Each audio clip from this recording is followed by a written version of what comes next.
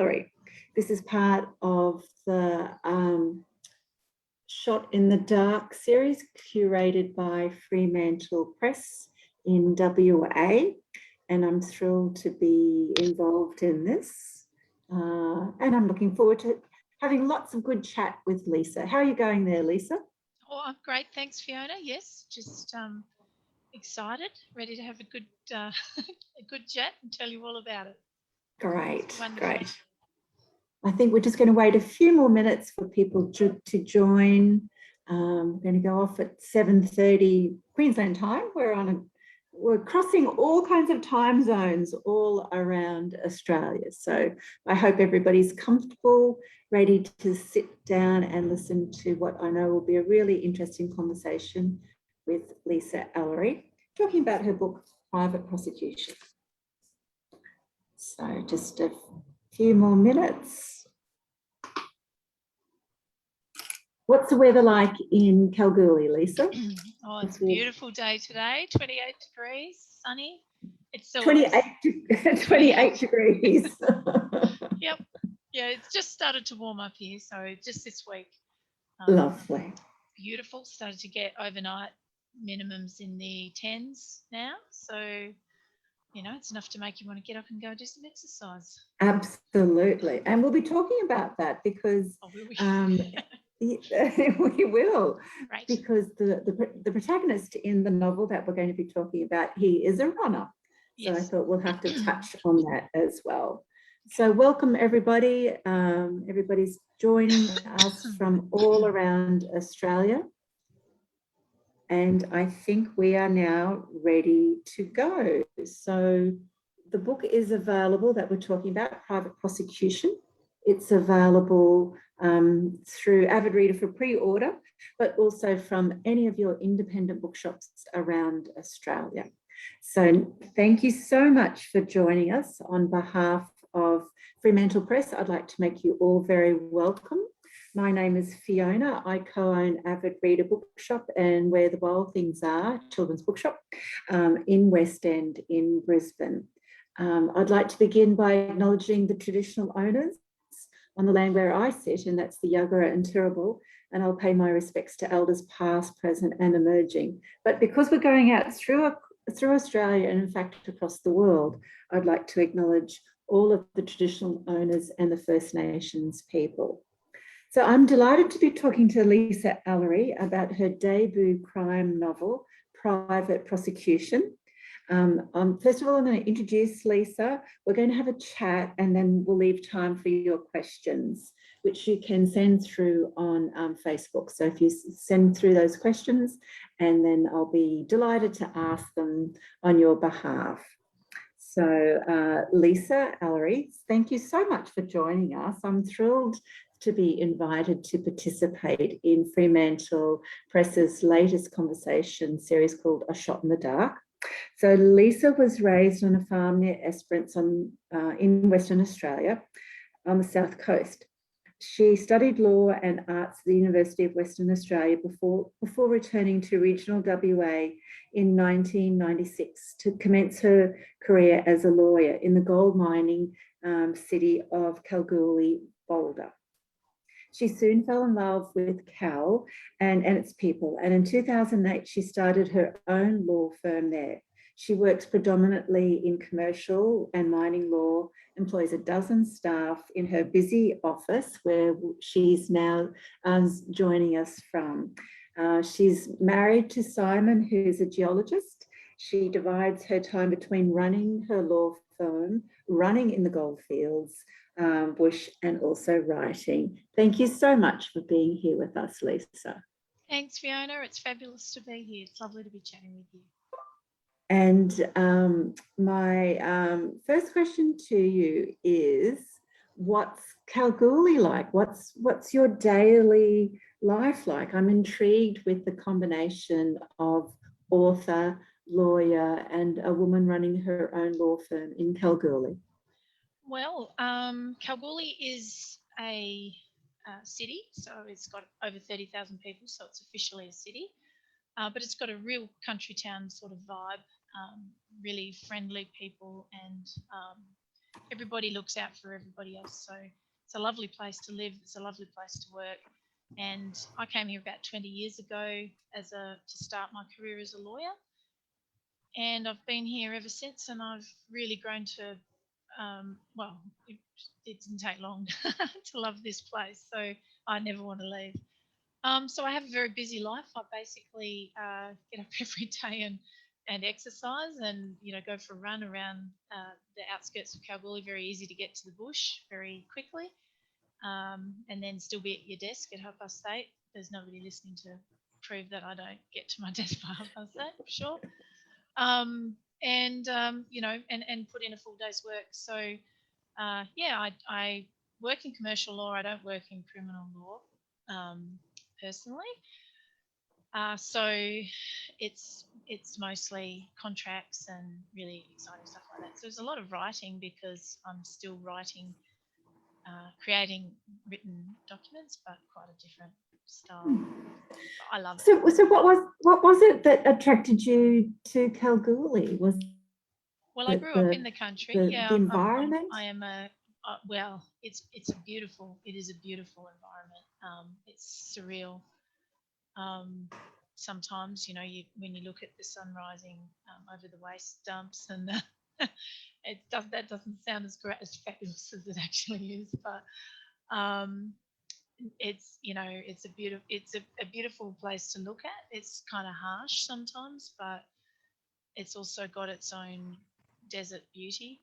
And but no, I grew up in the country, and I spent 6 years living in Perth while I was studying, but I didn't like the city. It just wasn't really me, so I was keen to get back out to the country.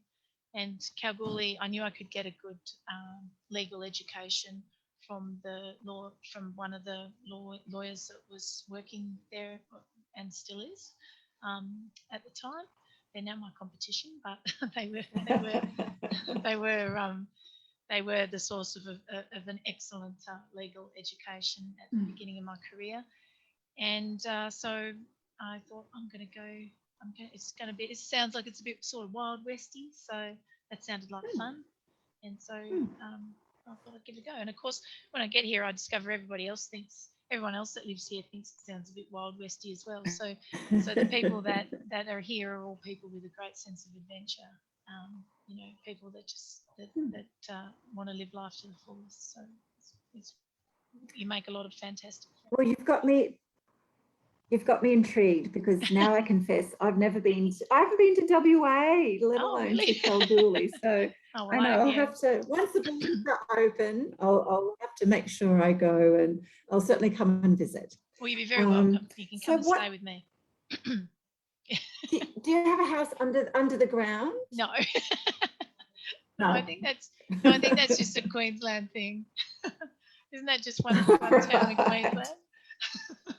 Yeah, but no, I think so. Yeah, could be. No, we have perfectly normal houses, and it looks like a perfectly normal city. It just springs out of the barren desert as you're driving along, and suddenly there's this big, massive inland city. It's spectacular, I think. And buildings 100 years old. As you drive down the main street, really, it's spectacular. So now we know what's motivated you to live in Kalgoorlie. What's motivated you to write a crime novel? Well, the crime novel, that's a bit more complicated, I think. I sort of, I did work in crime for about 7 years, but I didn't ever consider it to be terribly exciting. It wasn't. I wasn't really cut out to be a crime novel writer. To be a criminal lawyer, I should say. I'm hopefully I'm cut out to be a crime novelist, but we'll see. I think you are. Yeah, thank you. Oh, you've read the book, so that counts. So yeah, I wasn't cut out to be a criminal lawyer. I just didn't really enjoy it because it's just so, it's going into court and you're holding people's lives in your hands, and that's quite a weighty responsibility, which I didn't really enjoy. But subsequently, I became a commercial lawyer, which I really much prefer. It's that I really like that type of law. in terms of writing, I've always been a writer. So as you know, most writers say that they've always been drawn to do that all of their life, and I've always done that. But I sort of it never crossed my mind to write crime. I never actually, until after I turned 40, never actually put two and two together and thought maybe I could combine my two passions. And maybe being a lawyer, I might be relatively well placed to write a crime novel. I didn't actually think that I didn't actually realise, I'm not a big reader. This is all terrible. I shouldn't even be saying this, but, you know, I didn't really realise that, you know, West Australians wrote crime. I thought that it was just like, you know, the Americans that wrote crime and we wrote, I don't know, like sort of different. But about 5 years ago, a friend made me read a couple of novels because she said, you know, I just don't have any, I need to read something if I'm going to purport to write. And so she made me read a couple of West Australian crime novels that really inspired me, because I thought, well, if those guys can do it, maybe I should give it a crack and just see if I'm any good at it. And then I started just writing and found that all this stuff that I knew was able to come out. It's not stories as such. I haven't actually written about any criminal clients that I ever had, because their stories are literally too boring. But it's mostly about the just knowing the law and the ways that it could work and the ways that it could turn into interesting plot points, and just a few experiences that I've had with some of the people in the law that have come through, you know, my dealings with the police. Hopefully there's no police listening, but well, I think the police come off quite well in private prosecution. Do you think they come off? Yeah, I hope so. I mean, I do want to give them a little bit of, like, you know, I do appreciate them. You know, and I think what you've done is you've created really well-rounded characters. So let's introduce the audience to our protagonist, who is Andrew Deacon. Can you tell us who Andrew Deacon is? Well, he's a junior lawyer. He's about 29 years of age, I think, and he works for the DPP in Perth, which is the Department of Public Prosecutions, which is the collection of lawyers that manage criminal cases against people who are charged with serious offences. So he's, you know, it's quite a prestigious job to have, and he's a very capable person. But do you want me to take you through the plot a little bit, Fiona, or you want me to just introduce Andrew? Introduce us to Andrew. Yeah. Yeah. So that's him really. He's working hard there, and doing he's ambitious, and he's doing his best to progress through the ranks at the DPP. And was he a character that came to you, or did you have to sit down and go, oh, I need a character for this crime novel I'm going to write? So how did Andrew appear on the page? Well, look, it sounds like a cliche, but honestly, I really believe if you want to write anything good, you have to just sit down and start writing. And I do all my thinking while I'm writing. So I sit down with a blank page and just start typing. And the things, my brain at the back, while I'm typing, my back of my brain is thinking, and things start to turn over. Story ideas, but also characters start to come into life, and literally, Andrew's not anybody I know. He's just a character that I grew in my head, and as soon as I started writing, he just started busting his way out. That's fascinating. So, because there's a couple of things that you may or may not share in common with Andrew. So he also grew up in Esperance, and he runs as you do. Yes, he runs a lot faster than me, though. Because I thought, well, I'm the author, so, you know, I'll just make Andrew really fast. Seemed like the quickest way to get fast. He's also a rev head. He can Yeah. hotwire a car, Yep. and he also water skis. Yeah. Are you those things? That's what I wanted to know. All in sort of a lesser version. I can water ski, but all the car stuff is just mostly from being married to my husband for 20 years, and he's a bit of a car fanatic, and I just found his car obsession to be quite amusing. Always have. So I thought it'd be good fodder to give Andrew an obsession with a similar obsession with these ridiculous ancient vehicles. Yeah. And I think that's one of the many things that works really well in the novel, is that you get this. Andrew Deacon is a well-rounded character. Like, he's quite flawed, and he's obviously very smart to be doing the job that he is at such a young age. But I also like this kind of hoon notion that he also has, which I thought kind of really rounded him out as a character. So yeah, he feels very complete in my head. I sort of felt like I felt like he definitely has got flaws, but definitely has got good characteristics, and I gave him lots of different aspects to his personality and different hobbies and different sort of backstory, but it's I didn't feel like it was too much. I felt like it was good, the fact that he was so complete. You've done.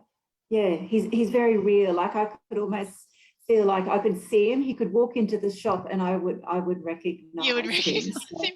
Well, the funny thing is I keep looking around for him. I keep thinking, he's such a real character. I must know somebody, but I'm racking my brains and I cannot think who it is that he was based on, or maybe it's someone well done. I've met years ago, but I really don't remember. It's really strange. But thank you. So you talked about that amazing notion of sitting down with a blank page and then he just kind of appears. Did you have to kind of change him as a character as you went, or did you have to go back and change anything, or did Andrew Deacon just flow onto the page? No, I think it was probably quite a while back when the character started coming out, but no, I would say probably you do have to go back. This is the problem I'm having at the moment with my second novel, is that I've written about 10,000 words for this next novel, and there's just something about it that wasn't right, and I couldn't, everything, all the everything that happens is working fantastic, and I just could not put my finger on what wasn't right. But then I sat down again at the end of the weekend after sulking and not doing any all weekend, and suddenly had a sort of a realization as to what the problem was, and it was nothing that was happening. It was the plot. It wasn't that. It was the motivation of this character was wrong, and suddenly I realized where this person is coming from, and it just put a whole new complexion on everything. And so then I just go back and tidy up, add a few little extra bits, tidy up a few things. So there's always a process of going back, and you start writing, you have ideas. It never comes out perfectly. You have an idea and you go, oh, that's so going to work, that's just epic, and then you go back and change it up to fit with all of that. Yeah, but unless you start writing, you can't just sit there and plan out. Well, I can't. Yeah. People do. But you can't just sit there and plan out a book and then just write it correctly. But because for me, I just maybe it's that I don't have time, but I don't think about writing unless I'm actually writing. I don't think about a story unless I'm actually writing. Yeah. Very much. I was going to ask this question at the end, but I'm going to ask it now. So when you're running, do you think about writing? It's just no. because I know other authors do. Yeah, someone else asked me that question not long ago. No, I don't. I don't. I don't think about. I only think about writing when I'm writing, and I don't think about it Oh, when I'm. And sometimes when I'm reading, I'll be like, oh yeah, that something like that. I like that the way they've done that, and I could think about how I could do something like that. But no, when I'm running, I don't think about. I don't think about anything really. It's, for me, it's kind of a meditative thing. So I get clarity and just take in the environment. That's why I like to run outdoors. so it's almost like a form of meditation when you're Yeah, really just yeah, clearing your and mind. clearing your mind and being in nature. Mm. Oh, I'm just always I can see fascinated in that, you're like off in where we the get. bush at the moment now. That's why you Yeah, got yeah, distracted. I am, and for me, I walk, I don't run, but my walking is a time for me to go through issues, to think through things, and that's where I'll often get my ideas is when I'm actually walking. So I'm intrigued by the difference between that real clarity of mind that you get when you're running. But anyway, let's get back to the book. Okay. So we've got private prosecution. We've set up, we know some elements about Andrew Deacon. So place us in the story. What is the problem that Andrew faces? Right. Well, I've attempted to describe the story a few times, and I've really done a dreadful job of it every time. So hopefully we can do a little I bit also better this think time. I also think it's difficult with crime fiction to do an interviews because we don't want any spoilers. Like we don't want to give No. Oh no, away I definitely anything. won't. Yeah, no, So I'll be very yeah, careful. yes, it's hard for you. Yeah. So I'll only tell you what's written on the back, pretty much. So basically, Andrew meets a young woman whose name is Lily, and they have what I used to refer to as a one-night stand, although um, in consultation with the editor, we're thinking maybe that's an old-fashioned term, so we've changed that. But anyway, that's what it is, one-night stand. And then, Andrew's sort of thinking it'd be nice to see Lily again, but he doesn't hear from her. And then next thing, he's being arrested because she's been found dead the following day, the day after he met her, and the cops are interviewing him. So what basically transpires from there is that he's fairly quickly exonerated because he has an alibi, but he then has to sort of walk away from that and leave it to the cops to handle. But he sort of finds it hard to walk away from the whole situation, and the search for justice for Lil tends to then starts to take over Andrew's life, and his life starts to deteriorate as a result of pursuing that. And yeah, is that too much? No, that's perfect.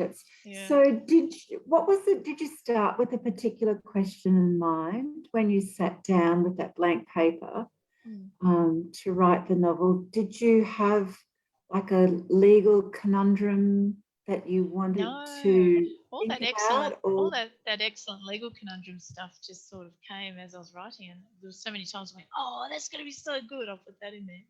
But no, all I had when I started was the vague idea. I had an idea of a young man who is, what people would call shallow,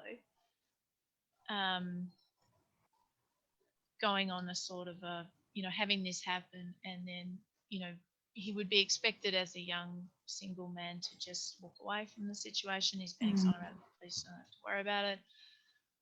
But, I kind of liked the idea of him showing that he's, his character being more than what people think. And so he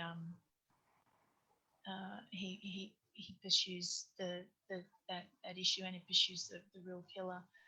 and at great cost to himself. So yeah, I just sort of liked that idea. I thought, that I could build that character, someone who people underestimate, I guess. Yeah, yeah. Did you have to do much research, or was it the whole law thing you were quite familiar with? Oh, yeah, I just knew it all off the top of my head. That's what I tell my clients. Any clients listening, that's exactly That's right. yeah.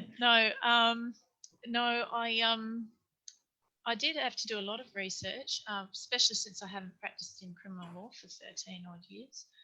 So I had to, and quite a bit's changed actually. So I had to really familiarise myself with all of that, and some of my, the plot things you discover, things have changed, and you have to go back to the drawing board. But yeah, there's a back when I was practicing in criminal law, there's when you have a trial outside of a trial, it used to be called a voir dire, which I really like. That's like a Latin term. I really like that word. Let's put the voir dire in there, and they have that big battle. But of course, I subsequently found out the modern term for it is a directions hearing. Like, how boring is that? which is not very. So that was just, it was very boring. But anyway, had to go there because had to be authentic. Wanted to leave the voir dire in, but no. But yeah, so no, had to do a lot of research, and of course, as I say, I don't know what I'm going to write till I start writing it. All I had was that idea, and so you don't know what you have to research until you start, and then you sort of start thinking, oh, this could. I think I did have an advantage because I had a vague idea of how these points of procedure and so on would work in the criminal justice system. So I knew which bit of legislation to go and have a look at. But yeah, it's just so good when you go to a piece of legislation and you're reading it to see if it can work for this, because normally when I'm reading it, it's like just I'm just it's just boring just looking up legislation to write some advice to a client or something. This is back when I was doing criminal. I love doing it for commercial, but when you're actually looking for it from the point of view of whether it's going to make your book work, it's much more exciting. So I would look up the legislation and I'd read this section and I would just read and I would just be so excited. Oh, this is just going to be awesome. This is exactly. And sometimes if you're really lucky, like the legislation will even have like a really good word in it that is just going to, I can't think of any examples, but something that just sounds really awesome. And so you can actually put put it in there and have it sound exciting, kind of like, how exciting voir dire sounds, but I'm just got to let that go.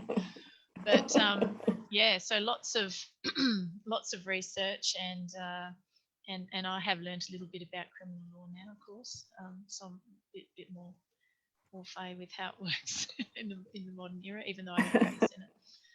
Yeah. So I actually have to do a little bit of I have to do a certain amount of professional education to keep my qualification as a lawyer. So I thought I could actually sign up for some of the criminal ones and just, even though I normally don't, just learn. Just as research. To write. Yeah, just to write the book. Research for the next one. The point, but anyway. And, yeah, sorry. And I think what's interesting for readers and for Australian readers is that we don't often have a character like Andrew as the main protagonist. I think I read a huge amount of crime fiction, so often have there's the police or there's the investigator, there's a private eye, or there is a journalist who's doing it. But to have someone like the public prosecutor, I thought was a really interesting take that you chose for Andrew. Talk to us about the difference between Andrew's role in the story and then the two police characters. So we have Jesse and Richard, who kind of are going along parallel. Tell us about Jesse and Richard, and also, did you have to do research about the role of the police? Well, there's a few reasons why I didn't want to write a story about a police officer or to have the main character a police officer. Firstly, I sort of find, personally, I find that boring. I know it's a bit stupid because everybody in the world just loves to read about a police character that goes from one book to the next. But I kind of like, I really like that whole idea of, was a bit inspired by that Harrison Ford movie, The Fugitive. Do you know the movie? Oh, Yeah, which I just love that movie. It's got, it's got a guy who's just a normal guy, and he has to find the killer, and he has to solve the mystery, and he has to work it all out himself. And I like that kind of thing. I just think it's more exciting, and also like the capacity to have a sort of an arc in the character's development, which to me, that's what a story is about. I would just be too bored to just write a story about somebody who just, you know, solves mystery after mystery. You know, I want to get involved with the characters, and I want to care how they grow, and yeah, there's that. Also, the fact that I knew nothing about police procedure and would have been making it up. So, you know, it was. So Andrew is like conveniently oblivious to what the police are doing and, you know, how they do it, and that suited me greatly because I don't have a clue either. So I was just sort of riding on the coattails of his ignorance on that subject. But yeah, you want to write what you know about, and I really don't know anything about police procedure, but I'm thinking that maybe I might be able to do a bit of research now and learn a bit. The police procedure is one thing you can't research on the internet, of course, because, you know, they don't really publish their procedure manual on the internet. So, and if I went around and asked them, they wouldn't tell me anything anyway. But they might now that I'm a proper novelist. That's what I'm hoping. So hopefully I'm hoping to convince I've got a couple of friends who are cops, but in this story, I wasn't motivated to go and try and lean on them to see if they would help me, but because it didn't seem necessary, you know, with Andrew being a prosecutor rather than a police officer. But the next book, I think it will be necessary, so I'm going to have to go and educate myself a little bit there. I did like that you balanced it really well with the right amount of detail.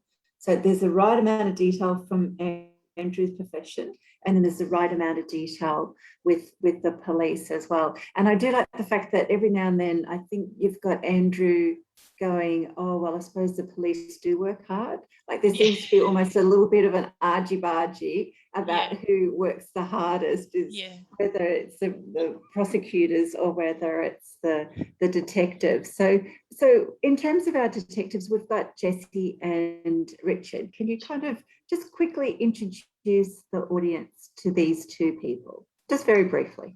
Oh, well, Jessie is young and female and a detective who's also very ambitious, like Andrew. And Richard is sort of older, senior cop, but he and Jessie have a really good relationship. They respect each other and they work well together, and they've both got a sort of a healthy level of disdain for lawyers, I suppose. Yeah, so they united on that. But they're both good cops. They're both very, very dedicated police officers. So I think they're good examples of the sorts of people that I've dealt with who are in the police. You know, they do a really tough job, and they put their heart and soul into it, as both Jessie and Richard do. And they don't really appreciate having little, you know, upstart like Andrew criticising their efforts. And you can sort of understand. I can understand why. Because So I think the relationships work really well. They're very they're very real, and they're free of cliche, which I think is what readers are looking for. Great. Well, that's what I definitely try to achieve. I hate cliches. So that's great news. Thanks, Fiona. So in terms of the setting, it's like a contemporary Perth, and you're also dealing with contemporary issues around, things like drug addiction and things like that. So did you ever think about setting the novel somewhere else? Like, could you have set it in Kalgoorlie if it's a city of 30,000? Could you have set it there, or did it have to be Perth? Yeah, it sort of had to be Perth at the end of the day, because and because originally because this is my first attempt at a crime novel. I've never, and it's as a result of that, it's the sort of books I wrote before, or the stories I wrote before, were all sort of fantasy type stuff, and so you don't have that sense of place. You just make it up. So I started writing this one, and it was sort of made up.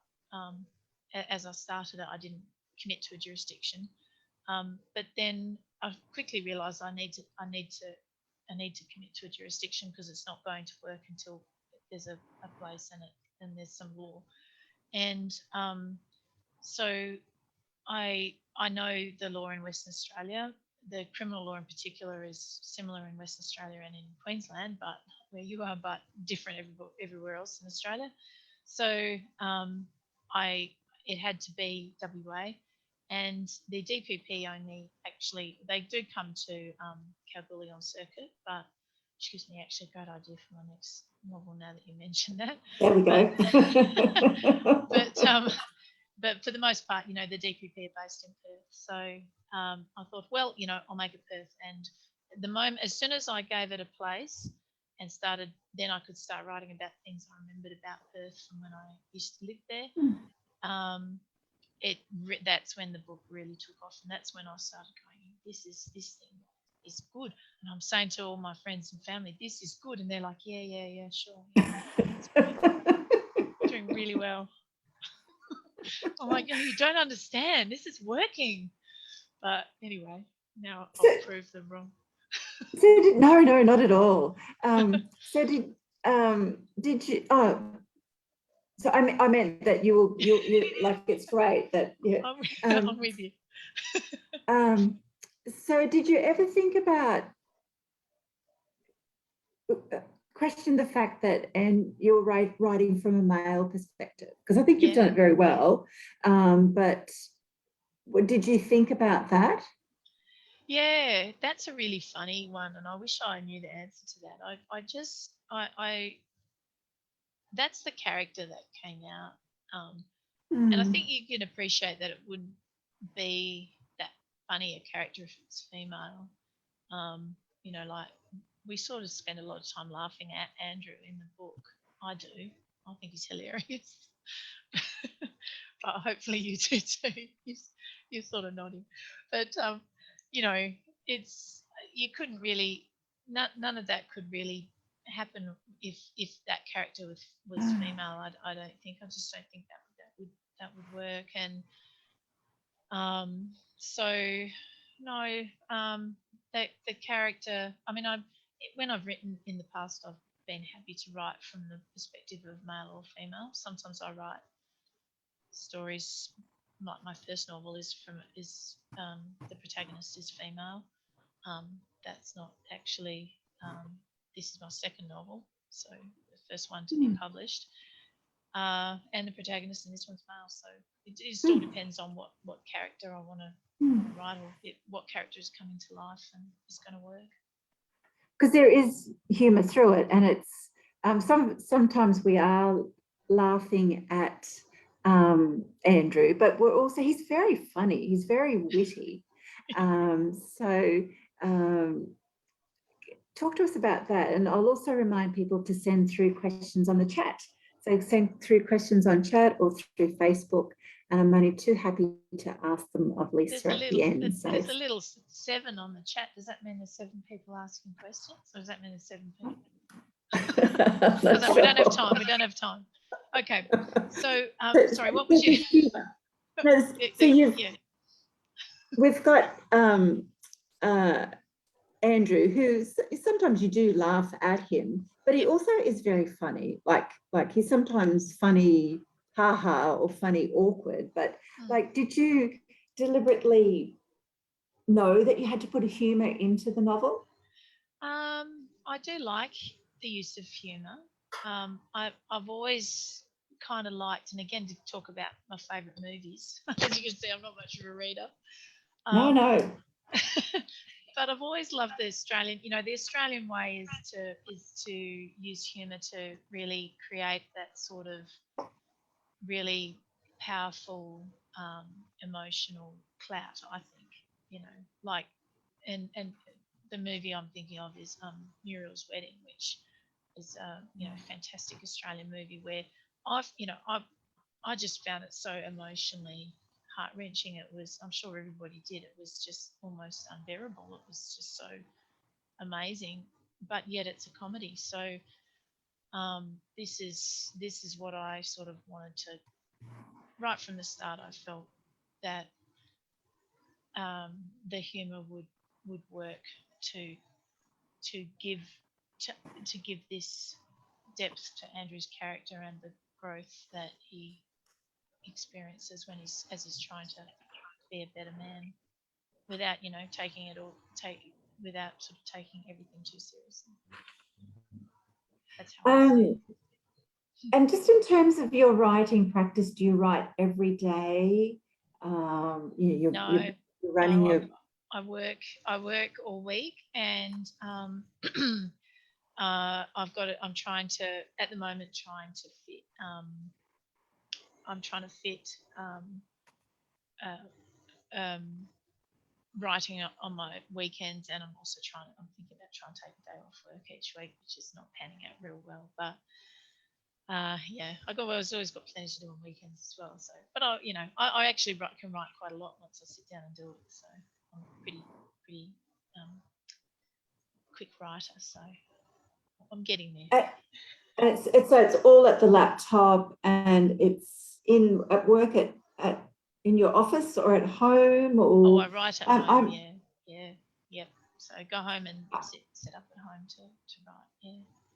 As a non-writer, I'm absolutely fascinated by the whole physicality of writing, like where people write. Do they have any rituals around writing? Do you have to start writing, with a special cup of tea, or all those kind of rituals? I used to start writing with a glass of wine, but I've had to give up alcohol recently, which is highly unsatisfactory. So yes, no, that would certainly help. But no, yeah, I just have a quiet place, and I've always put my feet up on the chair, so I can't write with my feet on the ground. I don't know if that's what the sort of thing you're talking about. Whereas in the office, I can put my feet on the ground, no problems at all. So, I don't know. Yeah, I think not non-writers. I think that's the kind of detail that I'm really intrigued by. I never really thought about it till just now. But that is what I do. Yeah, my husband always laughs at me because I can't put my feet on the floor when we're in the car either. So my feet have always got to be on the seat. But yeah, same for when I'm writing. Yeah. And in terms of, it sounds like film influences your writing as much as reading, but has there been any crime writers that have stood out to you that you've read, that you've loved? Yeah, well, the two that I read originally when I first started this process were Alan Carter and Dave Warner, and I just thought they were fantastic. Dave wrote a book about set in Broome, and Alan wrote one set in Ravensthorpe, which is pretty close to where I grew up, and it was that was a real epiphany for me that these guys could do this, write these stories about people solving crimes in region in WA. And I thought, well, crikey, if they can do that in Ravensthorpe and Broome, I can do it for sure. So I'm actually looking at hopefully having my next one. It will definitely be based in Kalgoorlie. So uh, yeah, those two inspired me. And the last book, the most recent book I read was the Dave Warner book, the one he's got out at the moment, which is called Over My Dead Body, I think. And it's all about Sherlock Holmes and how he just comes back to life. This is written on the back. It's not a spoiler. And he comes back to life, and this lady brings him back to life and helps him. And even though, so he's real, and then he comes back to life and helps her solve a crime. And I'm thinking, yep, this is what I love it. That's just ridiculous. That is exactly what storytelling is all about, because Dave makes you believe. He makes you believe. It's just brilliant. Love it. And they're both two of my favourite crime writers, and also published by Fremantle Press. Yeah. So on that note, what was your path to publication? So how did you get Private Prosecution published? I can't do that. I know. It's all about product placement. It's like a little product placement thing. Well, at the beginning of last year, I've never been published before, and I'd written this thing, and I was telling everyone it was good, but no one was listening. So I thought, well, I'm going to. What I'll do is I'll just submit it. They've got a thing you can just submit it on the internet. So that'll be something exciting for the year to come. We'll see if I'll just press send receive every 3 seconds for the next 6 weeks and see what happens. And 6 weeks later, they called me up and said, we've read your book and we love it and we want to publish it. So that was that. Oh, well done. Congratulations. Thank you. Very exciting. And was there much work that needed to be done in the editing? Well, surprisingly section? little, I thought. Nevertheless, that still did take us about 12 months to do it, but surprisingly little amount of like structurally they were really happy with it. They didn't want to change anything, and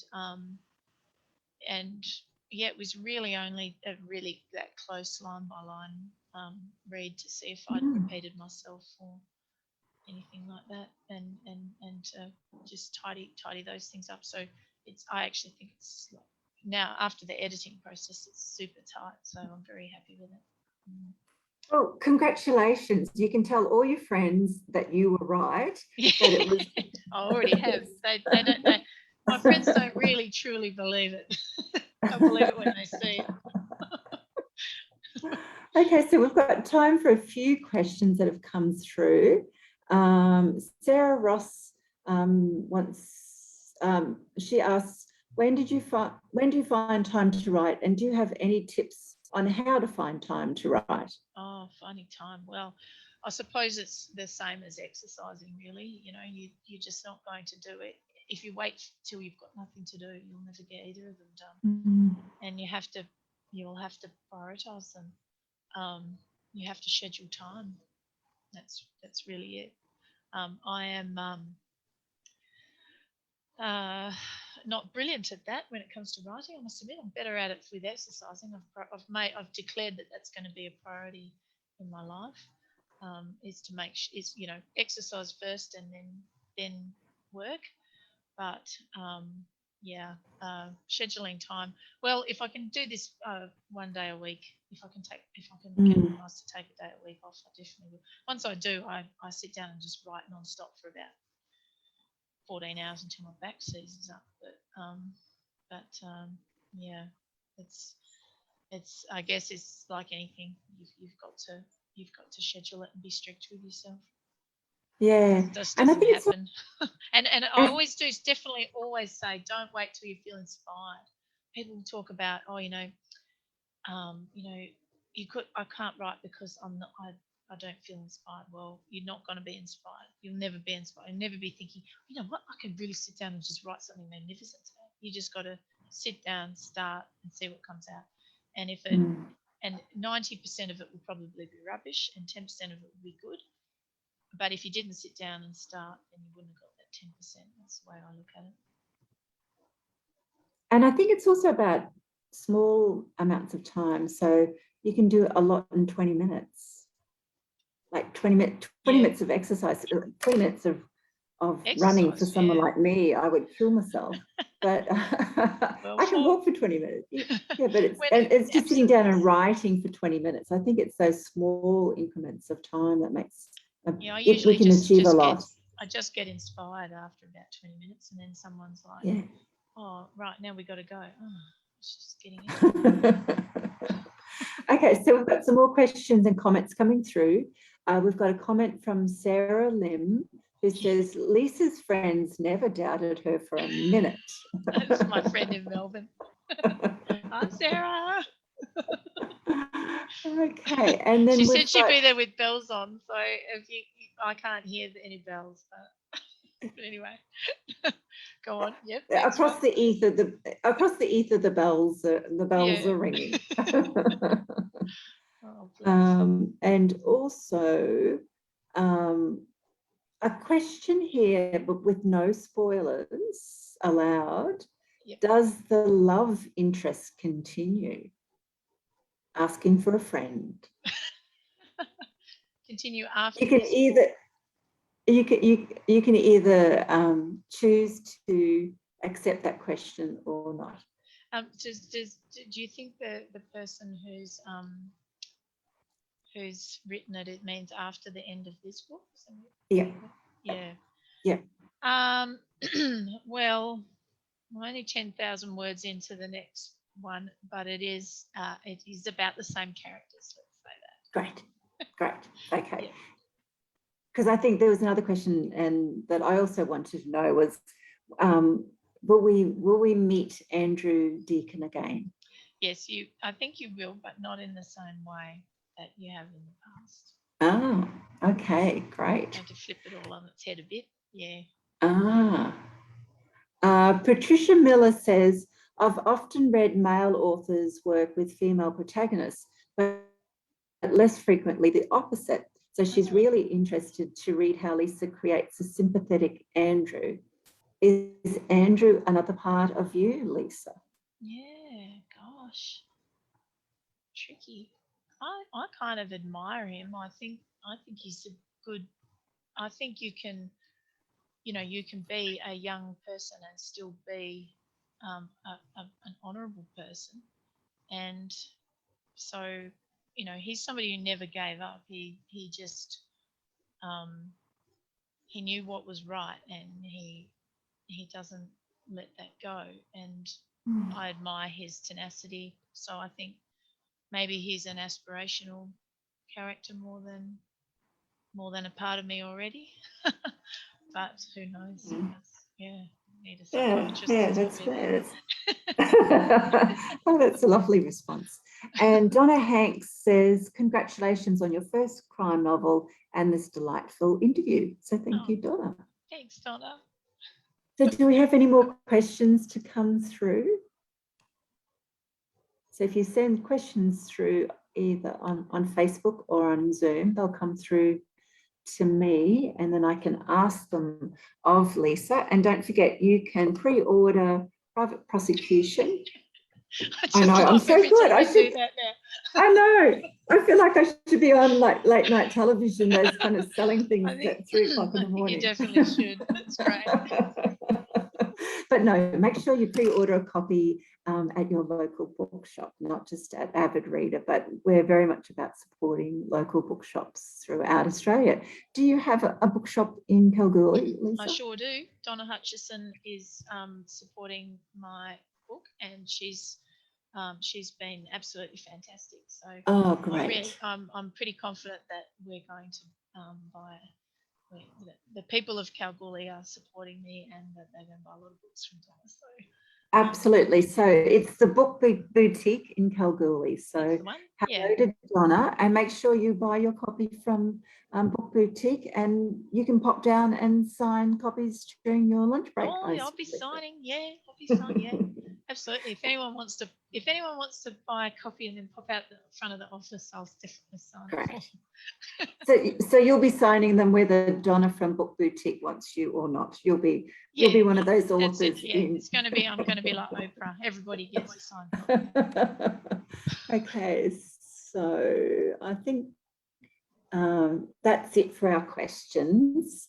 Don't forget that Fremantle Press have got a range of these shot in the dark events coming up. This is one of them, and there's more, including Fiona Hardy, who's an amazing bookseller at Readings in Melbourne, and she's going to be talking to Sally Scott about her new book, Fromage. So there might be cheese involved. There could be. No, we were a cheese-free zone, but that is on Wednesday, the 8th of September. So jump online, find out the details about that. I'll stop doing my kind of 3 o'clock in the morning television selling ads now. Thanks so much, Fiona. It's just such a joy to talk to you. That was really, really lovely. So thank you so much, Lisa. Thank you, Fremantle Press, for asking me to do this. Thank you to everyone for joining us from all around Australia and all around the world. Thanks so much, everyone, for joining us. I really appreciate it. It was lovely. Take care, everybody.